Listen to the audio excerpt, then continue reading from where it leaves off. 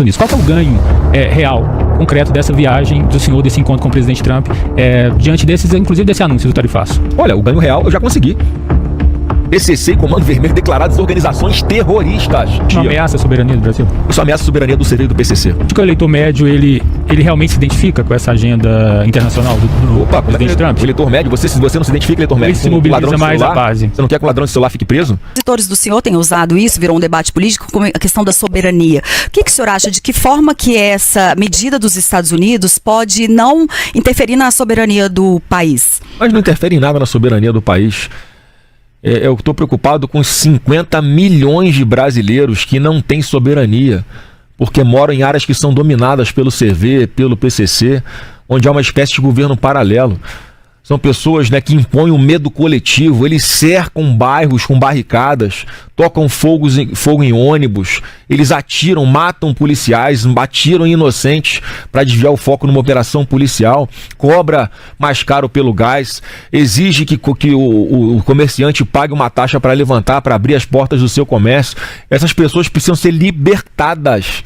Essas pessoas não têm soberania.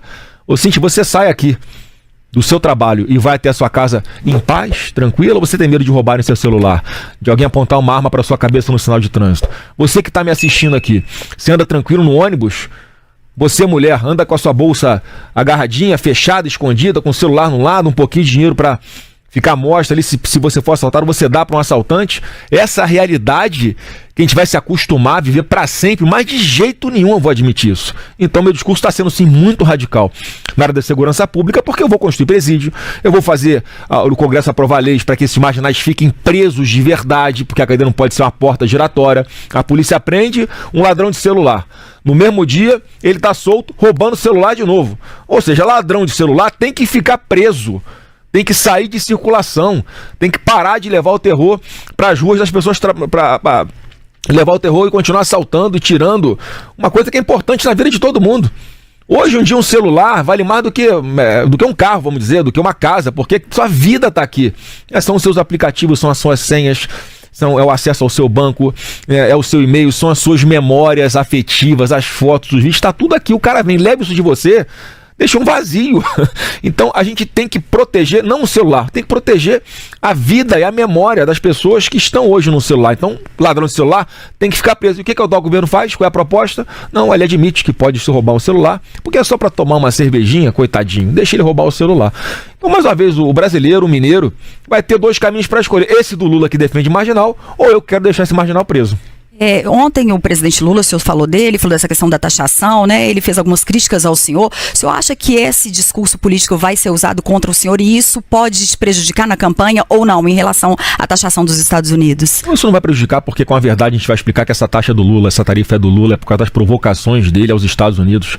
Porque se o presidente fosse o Flávio Bolsonaro, o Brasil não estava sendo taxado, porque eu ia ter moral para sentar e conversar de igual para igual com os Estados Unidos, sentar e conversar de igual com a China, com Israel, com os países do Oriente Médio. Aqui na América Latina, o Brasil é o país que tem mais pujança, portanto nós é que teríamos aí que puxar essa locomotiva a favor do Brasil, e vindo de tabela Argentina, Paraguai, Uruguai, Chile, Peru. É assim que o Brasil tem que se posicionar.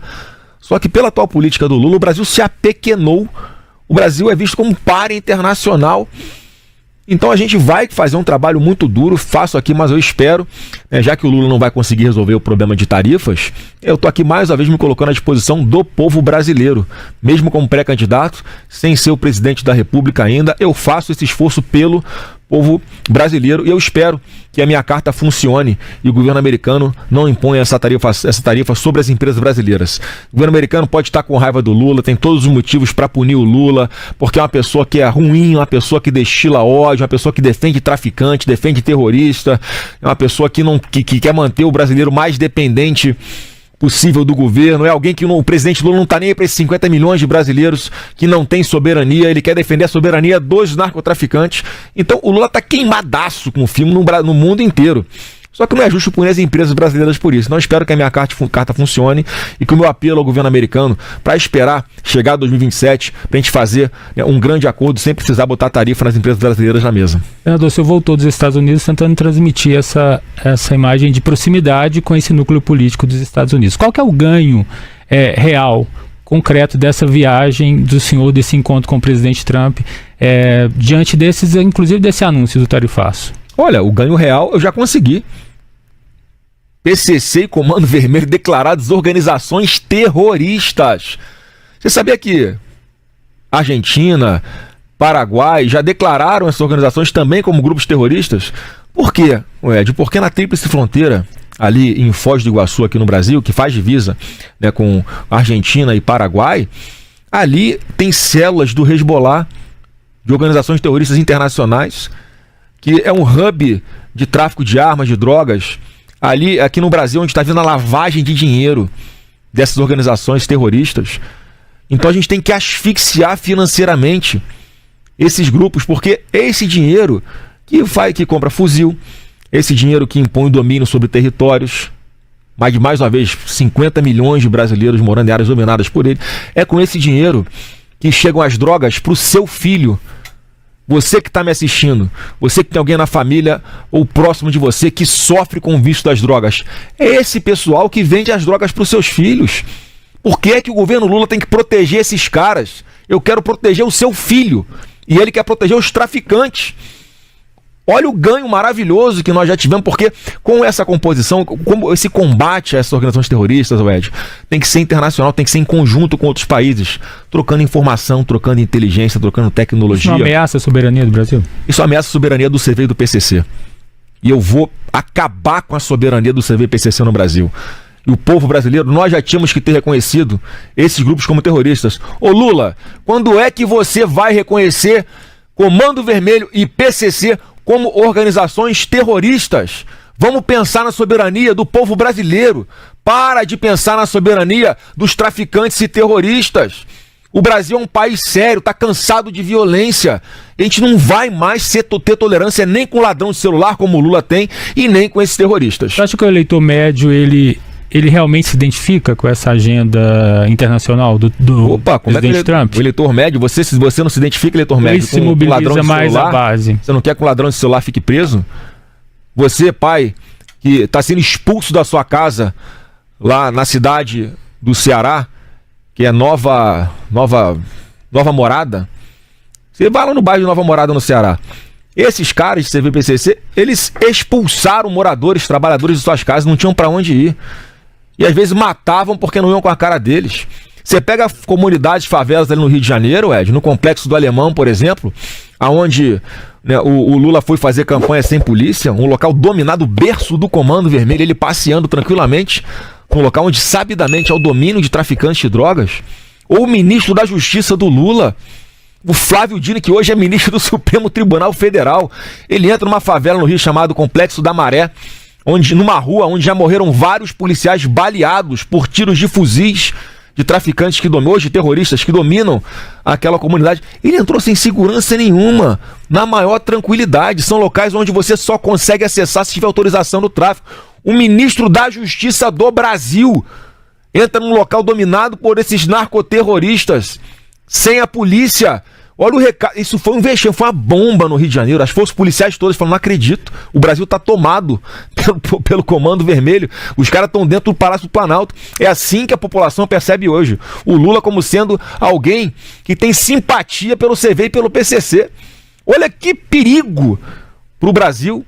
São instituições que estão infiltradas em cada ramo da área pública federal. E eu não vou admitir isso mesmo, desculpa. Ó, você é filho de quem? Sou filho do Bolsonaro. Aqui tem sangue de Bolsonaro e a gente vai mudar essa realidade.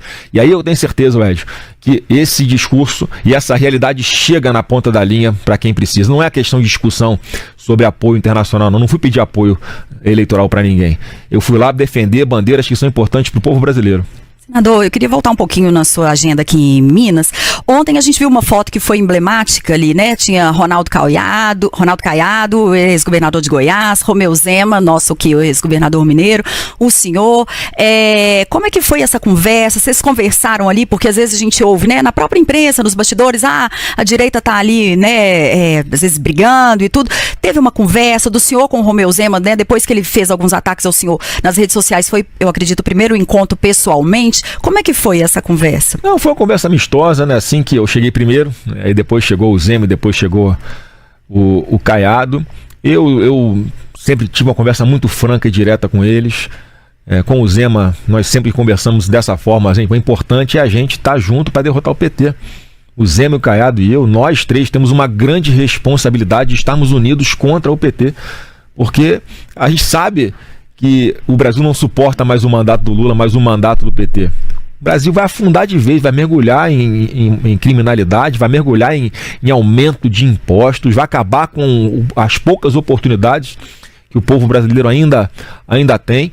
Então eu sempre conversei com ele sobre essa importância, assim. E aí, quando chegou o Zema, fizemos um brinde lá com o leite, já que nós estávamos na Mega Leite, e eu conversei com ele, eu falei, Zema, vamos olhar pra frente, cara. Eu ainda peguei, se vocês virem as imagens, eu bato assim no peito, faz o que o seu coração mandar com relação a mim, não faz o que o marqueteiro mandar não, cara. Tá? Porque você tem que esclarecer o povo mineiro e o povo brasileiro o perigo do Lula. Nós três aqui, independente de como vai ser essa campanha, a gente tem que estar focado em resgatar. O primeiro passo para a gente libertar o Brasil é trocar o governo. Eu acho que no meu discurso lá, inclusive, eu fui o primeiro a falar, eu fui exatamente nessa linha, chamando ali o Caiado e o Zema para estarem nessa mesma onda, né, que eu tô, de unidade, de união da direita contra o PT. E o Zema se justificou de alguma forma? O Zema é um cara tranquilo, né, um cara que eu me dou bem com ele. Ele é uma pessoa que não é da política, isso para alguns é um ativo, para outros é um problema, mas eu percebo nele ali uma pessoa genuína, uma pessoa que quer fazer o bem, e enfim, eu disse como eu continuo achando que ele foi um pouco precipitado, porque, né, enfim, ele não pode colocar essa disputa entre, né, quem vai ser o candidato que irá para um segundo turno à frente do interesse do povo brasileiro. E eu tenho certeza que o Zema tem essa consciência, como o Caiado também tem, né? Então pode o povo mineiro e o povo brasileiro pode ter certeza que, depender de mim, a gente vai caminhar nessa pré-campanha de uma forma respeitosa para que, né, num segundo momento, se houver, vai que Deus resolve acabar a eleição no primeiro turno já com a vitória de alguém de direita, né? É uma possibilidade. Mas se houver no segundo turno, a gente vai estar junto com toda certeza. Você vê mais próximo de um perfil ideológico de Jair Bolsonaro ou da direita econômica mais pragmática, que é o que o ex-governador Zema representa? Édio, eu obviamente tenho sangue de Bolsonaro, eu defendo os mesmos princípios, as mesmas bandeiras, agora cada um tem um perfil diferente. Eu sou advogado, eu sou empresário, eu estou há 24 anos na política, já tive 4 mandatos de deputado no Rio de Janeiro, sou senador da República, estou no 8º ano de mandato, sendo metade, 4 deles, participando das tomadas de decisão, direta ou indiretamente, junto com o presidente Bolsonaro. Então a gente adquiriu uma experiência absurda. Hoje em dia, se começasse o governo Bolsonaro hoje, seria alguma coisa bem diferente do que foi o anterior, porque agora, com muito mais conhecimento de causa, já testado algumas pessoas, muitas foram aprovadas como ministros, outras não foram. Então a rede de relacionamento e de conhecimento hoje nossa é muito maior do que meu pai tinha lá em 2022. Então eu tenho a convicção que a gente consegue fazer essa mescla, essa sintonia entre experiência e um governo que vai defender as pautas conservadoras, sim, porque a gente vai apresentar um projeto diferente para o Brasil do projeto que está aí hoje. Senão, não tinha nenhum sentido em ser candidato. Vamos fazer diferente da esquerda, vamos defender as pautas da direita. O senhor citou o seu pai, assim, o senhor faz uma autoavaliação no sentido de se comparar com ele, assim, o que o senhor acha que o senhor tem de melhor politicamente, ou o que o senhor precisa evoluir, o que Flávio Bolsonaro é diferente ou parecido de Jair Bolsonaro? Eu não fico me comparando com meu pai, né? Você imagina o filho do Pelé se comparando com o Pelé. É incomparável, não dá, né? E eu, como filho, tenho como referência o meu pai na política, né? na vida. Uma pessoa que eu vou sempre admirar, que eu sempre ouço, até hoje eu ouço, até na tomada de decisão sobre o que a gente vai fazer em Minas Gerais, eu vou ter que ir lá validar com ele, porque ele é a pessoa que tem essa visão ampla de Brasil e da política, na minha percepção, melhor do que qualquer outra pessoa no Brasil. Então, por que eu vou abrir mão de consultar uma pessoa do tamanho de Jair Bolsonaro? Então, eu vou sempre ouvi-lo. E, assim, é a diferença de perfil, gente. Eu tenho esse perfil aqui, eu gosto mais de construir pontes, eu gosto, né, de atuar para resolver os problemas de uma forma prática e tal. E o presidente Bolsonaro sempre foi uma pessoa que teve esse impulso, uma pessoa mais impulsiva, uma pessoa mais direta. E foi isso que levou ele à presidência da República naquele momento, em 2018. E eu acredito que, até pela minha posição nas pesquisas atuais, em todas elas, ali de estar par e passo, nas pesquisas oficiais com o atual presidente da República, nas nossas pesquisas a gente está um pouco à frente ainda, apesar de todos os ataques. Para mim, eu estou entendendo que o povo brasileiro quer um Bolsonaro com um perfil mais próximo de Flávio do que de Jair. E se for isso, vai acontecer. E se não for também, o Brasil vai seguir aí para pular de um precipício sem paraquedas com o Lula. Então estou muito confiante e peço a Deus todos os dias para que ele abra os olhos do povo brasileiro para o perigo que nós corremos para as próximas décadas se não houver uma mudança de governo. Nessa conversa com Zema e Caiado esses dias, o senhor sentiu ou teve alguma conversa nesse sentido da possibilidade deles desistirem no primeiro turno e estarem com o senhor no primeiro turno? E eu queria a sua opinião, assim, não seria melhor para a direita se vocês três já estivessem juntos agora contra o Lula nesse primeiro turno das eleições? Eu senti aí, assim, de verdade, tem prós e contras nas duas situações. Da minha parte, eu vou estar focado, em apontar os problemas do atual governo e mostrar soluções, que nós temos para o nosso Brasil. Eu não sei como é que eles vão encarar essa dificuldade de melhorar nas pesquisas, de ter uma expectativa real de ir para o segundo turno. Eu só, quando converso com todos eles, peço o seguinte: olha, vocês têm a responsabilidade de abrir os olhos do povo brasileiro.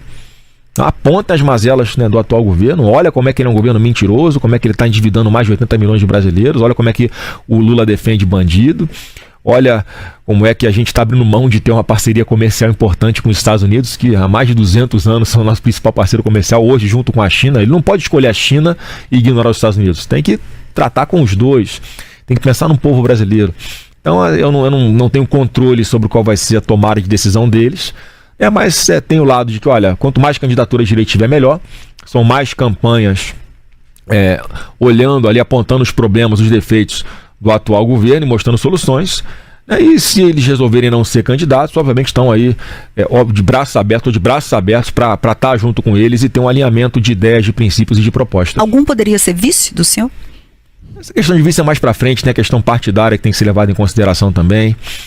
Eu não estou preocupado com questão de definição de vice por enquanto. Nós temos excelentes quadros dentro do próprio PL, como temos nesses outros partidos, na Federação, PP, União, Republicano, o próprio Novo. Então a gente tem ainda mais esse prazo, até ali as convenções que vão começar a acontecer do mês de julho para frente. Aí a gente bate o martelo com mais calma, com um cenário mais real e, enfim, mais perto das eleições.